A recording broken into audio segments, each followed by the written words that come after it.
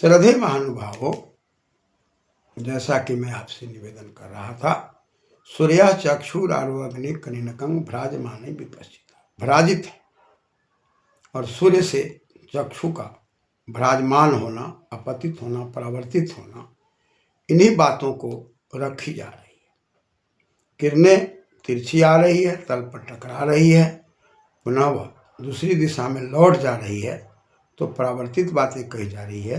अपतित और परावर्तित दोनों किरणों के बीच में चाप रख करके और एक एक बिंदु से, कई बिंदुओं के समूह से अभिलंब का निर्माण हो रहा है और वो अभी दोनों तरफ है, इसलिए अपतित किरण और परावर्तित किरण दोनों के लिए उसका प्रयोग हो रहा है, इसलिए वह अभिलंब है, लंब नहीं है। ऐसी परिस्थिति में अपतित किरण और जो लौट गई परावर्तित किरण और अभिलंब तीनों एक तल पर टकरा करके और पुनः टकराने से और अभिलंब खींच देने से अपतित से और परावर्तित से दो कोण का निर्माण हो रहा है। कोणति कोण, कुन धातु है जिसके अंदर दो रेखाओं के जिन बिंदुओं पर मिलान होता है वो कोण कहलाता है। तो अपतित और अभिलंब दोनों बिंदुओं से मिलान होकर उस दर्पण के तल पर एक कोण बन रहा है। उसी प्रकार अभिलंब और परावर्तित किरण के द्वारा पुनः दो रेखाओं के टकराने से बिंदु पर पुनः वहां पर कोण बन रहा है। तो एक कोण अपतित किरण के कारण है और दूसरा परावर्तित के कारण है।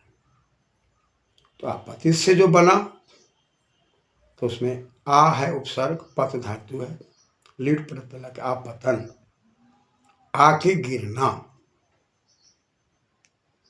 और उसमें फिर दो बिंदुओं का वहां पर मिलना और उसमें अंतिम बिंदु दोनों का रेखा के द्वारा आकर के मिल जाना और उस एक बिंदु में हो जाना और उस एक बिंदु पर आपतित होना, पुनः अभिलंब का डाल देना, वहाँ कोण का बन जाना, पुनः वहाँ से परावर्तित होना, पुनः बिंदुओं का मिलना और परावर्तन का कोण बन जाना। दूसरी दिशा में जाकर के जो परावर्तित किरणें हैं उसके माध्यम से कोण का बन जाना, ये यहाँ पर दिखाई पड़ रही है। अपतित किरण से अभिलंब से एक कोण और परावर्तित किरण और अभिलंब से दूसरे कोण का बनना हो रहा है। अब दोनों कोण का माप किया जा रहा है तो दोनों कोण बराबर है, इक्वल है। चांद की व्यवस्था से देखी जा रही है तो दोनों बराबर है।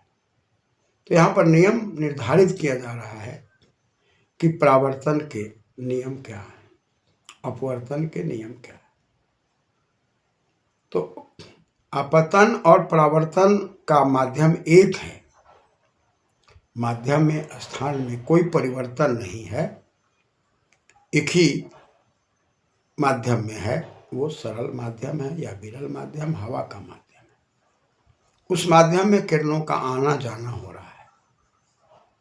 ठीक उसी प्रकार सूर्य की किरणों का नेत्रों में आना, पुनः टकराना, पुनः दूसरी दिशा में जाकर वस्तु, बसती वस्तु जो तत्व बसा हुआ है उसमें प्रवेश करना, पुनः वहाँ से लौटना, पुनः आँखों में जाना, परिणाम प्रकाश का माध्यम बन जाना और वस्तु का दिखना नेत्रों के लिए संभव हो रहा है।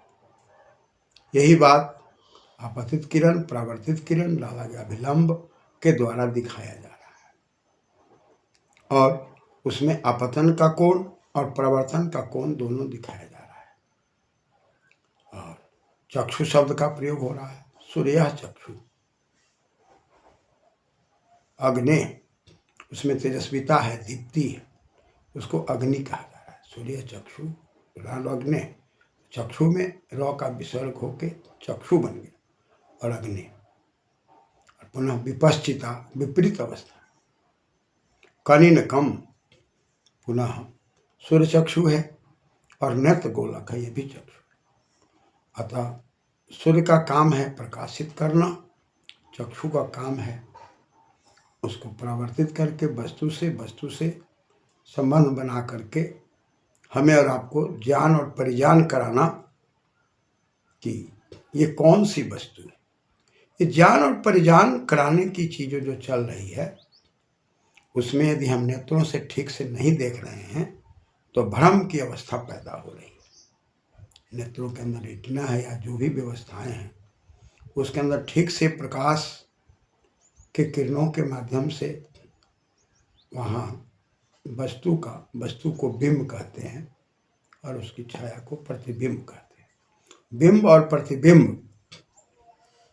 की व्यवस्था में जो चित्र बनाए जा रहे हैं, प्रतिबिंब जो बनाए जा रहे हैं, उसके अंदर यदि मन हमारा वहाँ नहीं है, बुद्धि नहीं है, दिल दिमाग नहीं है और आत्मा का संबंध परमात्मा से नहीं है तो हम वस्तु को देखने में चूक करते हैं, भूल कर जाते हैं। तब उसी को भ्रम कहा जा रहा है।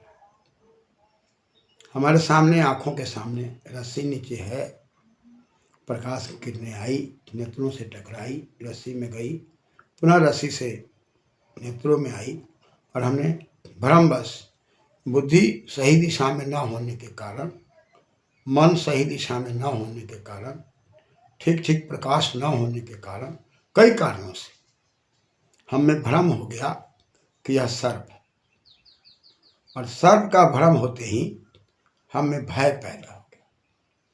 जब भय पैदा हो गया तो हम सही से निर्णय नहीं ले पाए।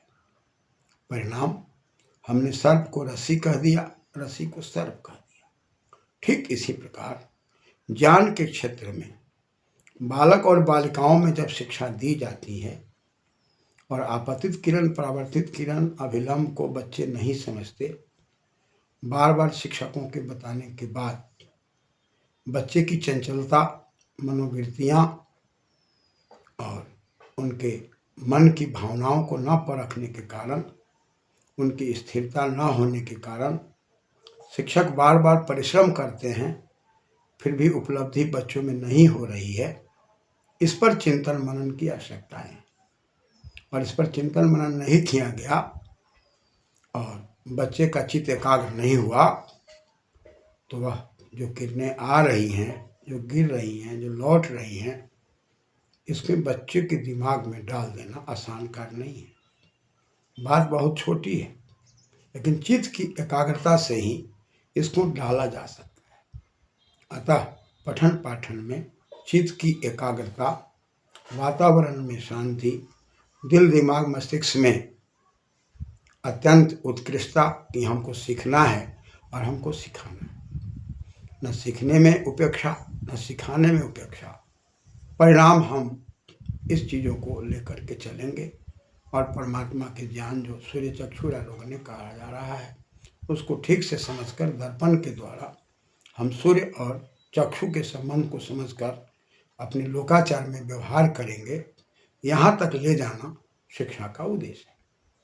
यदि हम केवल दर्पण में ही रह गए, आपतित में ही रह गए, परावर्तित में ही रह गए और नेत्रों से संबंध सूर्य का स्थापित करने में सफल नहीं हुए तो शिक्षा अधूरी है। वहाँ तक ले जाने का प्रयास शिक्षक वर्ग और छात्र वर्ग करते हैं, तब शिक्षा की रक्षा होती है और ऐसी परिस्थिति में यह मंत्र सार्थक होता है। अन्यथा हम निरर्थक समझकर केवल मार्किंग के लिए, केवल अंकों के लिए हम इस शिक्षा को लेते हैं तो बच्चे के जीवन में, व्यवहार में ये दिखाई नहीं पड़ता। इसलिए इस अपवर्तन में, परावर्तन में, आपतन में और परावर्तन के कोण में संबंध स्थापित करने के लिए चित्त की स्थिरता और नेत्रों से सूर्य का संबंध समझना, ये सब बड़ा ही महत्वपूर्ण है। इस ओर हमें इंगित करने की आवश्यकताएं हैं। पुनः क्रमशः हम लोग जब ये सरल से सघनता की ओर, ठोस की ओर किरणें जाती हैं तो सघन होने के कारण उसमें जो सघनता में जो आणविक आकर्षण है वो कितना है और उसके अंदर कैसे वो प्रवेश करती हैं और प्रवेश करने के बाद कहाँ पर व्यवधान पैदा होता है, इन सब चीज़ों को समझना और फिर उसको प्रयोग में लाना, बालक और बालिकाओं के दिमाग में डालना, ये बड़ा ही महत्वपूर्ण है, जिस पर क्रमशः चिंतन मनन करते हुए हम लोग विचार करेंगे। धन्यवाद।